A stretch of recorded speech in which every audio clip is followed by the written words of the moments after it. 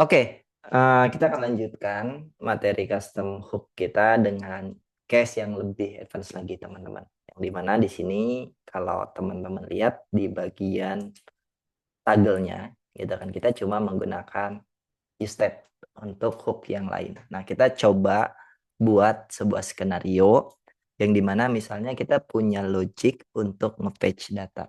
Dan logic tersebut kita ingin masukkan ke dalam sebuah custom hook. Oke, nanti kita akan coba simulasikan gimana cara nge-patch untuk hal yang sifatnya list gitu kan, atau general, atau nanti sifatnya yang lebih dinamis, yaitu misalkan based on ID dan lain sebagainya. Oke, di sini kita balik lagi ke bagian ini teman-teman. Kita udah gak butuh hal-hal yang ini, biar kodenya lebih rapi. Misal di sini saya akan bikin cons users sama dengan set users gitu. Di sini berarti use state gitu kan, berarti di sini JSON placeholder dot ipcode.com sorry, ini state-nya adalah sebuah array teman-teman, sebuah array. Oke, di sini kita akan langsung buat logic untuk nge-fetch data. Berarti di sini mau nggak mau kita akan menggunakan yang namanya use effect ya. Ketika aplikasinya jalan, kita ingin langsung si aplikasinya nge-fetch data user kita. Oke. Di sini berarti di sini kita akan menggunakan fetch. Di sini teman-teman boleh pakai Axios ya, atau menggunakan HTTP request yang lain gitu kan, HTTP client yang lain. Di sini terus dot then kita dapat response, terus di sini respon.json kita invoke, terus di sini baru dapat datanya teman-teman. Then terus di sini dapat datanya kita set ke dalam user ya. Berarti di sini data. Kalau ada error jangan lupa di sini kita catch, kita console.log di sini. Oke, ini udah. Sekarang kita coba tampilkan ya datanya di sini teman-teman. Di sini berarti saya pakai ini aja, tag pre dulu ya. Berarti di sini kita make sure datanya udah muncul ya. Berarti di sini JSON.stringify users. Terus di sini 02. Oke, kalau proses fetchingnya tidak ada error, harusnya kita sudah berhasil mengambil data dari API ya teman-teman. Kita coba intip di aplikasi kita.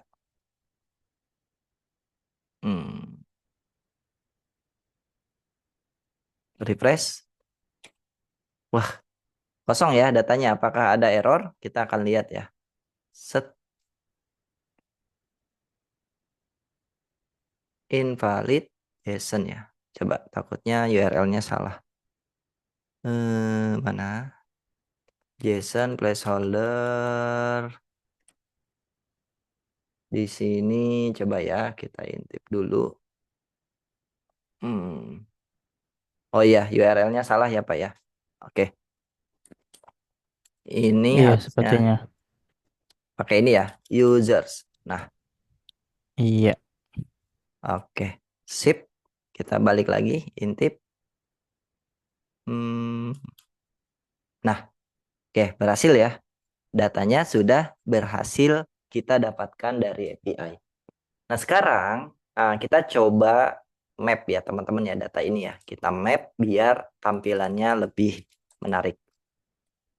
Jadi di sini pakai UL, di sini kita pakai ini ya teman-teman. Langsung aja berarti user dot map, di sini user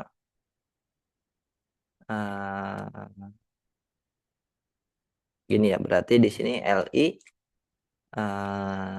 user dot name misalkan. Terus di sini key-nya adalah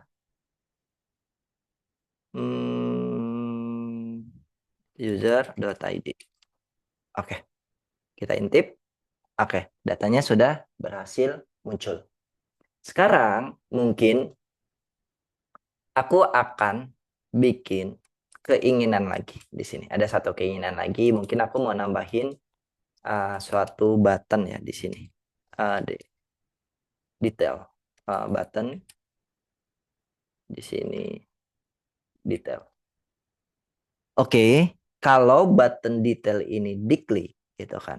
Di sini, kalau button detail ini diklik, aku ingin menampilkan detail usernya. Mungkin uh, di bagian bawahnya boleh atau di bagian atasnya juga nggak apa-apa ya. Gitu. Oke, kita taruh di bagian atasnya ya. Tapi dengan cara kita nge-fetch ke API lagi. Jadi di sini kalau teman-teman lihat JSON placeholder users, ini kita dapat list of usernya. Terus di sini kalau kita passing ID 1, teman-teman, kita dapat atau passing ID-nya, kita dapat user yang ID yang kita passing. Ini kebetulan ID 1, kalau aku passing ID 2, kita dapat user yang ber-ID 2. Gitu. Oke, berarti kalau kayak gitu mau nggak mau di sini kita akan bikin state lagi namanya const user. Ini karena satu jadi set user. Ini singular ya. Jadi di sini use state by default dia adalah null. Oke, teman-teman. Lalu di sini mungkin aku akan tampilkan sederhana aja ya, teman-teman. Di sini aku pakai pre aja, teman-teman. Ini pakai JSON uh, stringify ya. Jadi di sini misalkan kalau usernya ada, aku akan menampilkan JSON.stringify. Terus di sini berarti user 02. Oke, kalau nggak ada di sini kita kasih ini ya. Please select user. Gini ya. Usernya ada atau enggak? Kalau ada, tampilin ini. Ini errornya di bagian apa yang bikin error? Curly bracket ya Pak tadi. Sebelum Apa? ternary-nya. Sebelum Sebelum else-nya ada curly bracket itu kayaknya perlu dihapus. yang ini ya. Curly bracket sebelum yang sebelumnya Pak. Yang sebelah kirinya. Oh iya ya, ini ya. Nah, itu dia. Ini kayaknya Oke, itu. Nah, sip. sip. Oke, terima kasih Bapak Fahri. Kita akan lihat ya ke bagian aplikasi kita, teman-teman. Nah, di sini teman-teman bisa lihat ya. Kita belum nge-select usernya. Jadi tampilannya ini. Jadi nanti skenario-nya adalah kalau kita select ini dan ini atau ini ya. Intinya setiap buttonnya di-select kita akan ngelihat detail daripada usernya di bagian atas. Itu. Berarti logiknya mau nggak mau di sini kita balik lagi ke sini. Kita akan membuat logic page di sini fonts misalkan page detail user dia nerima ID teman-teman. Oke, di sini kita akan melakukan logic yang sama ya teman-teman. Fetching ulang teman-teman. Oke, ini karena pakai cons kurang ya.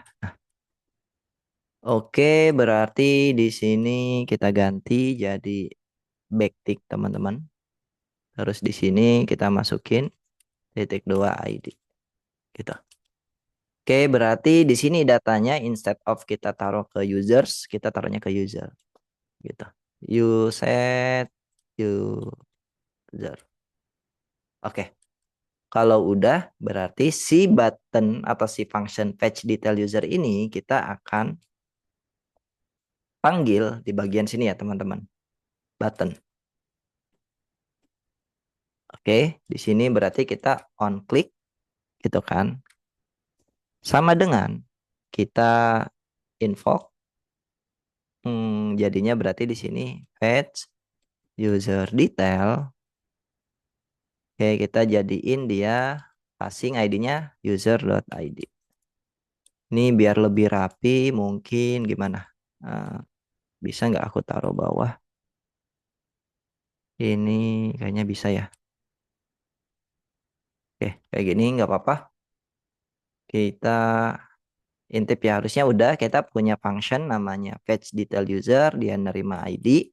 ID-nya kita passing ke sini sebagai parameter. Lalu kalau datanya sudah berhasil diambil atau fetch yang berhasil, kita simpan datanya di set user.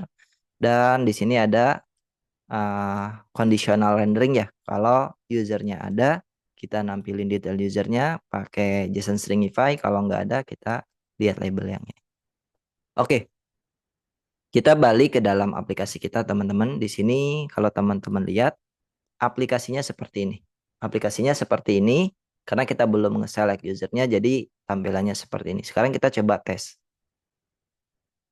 Oke, tampil datanya di sini. Kita pilih yang ID 1.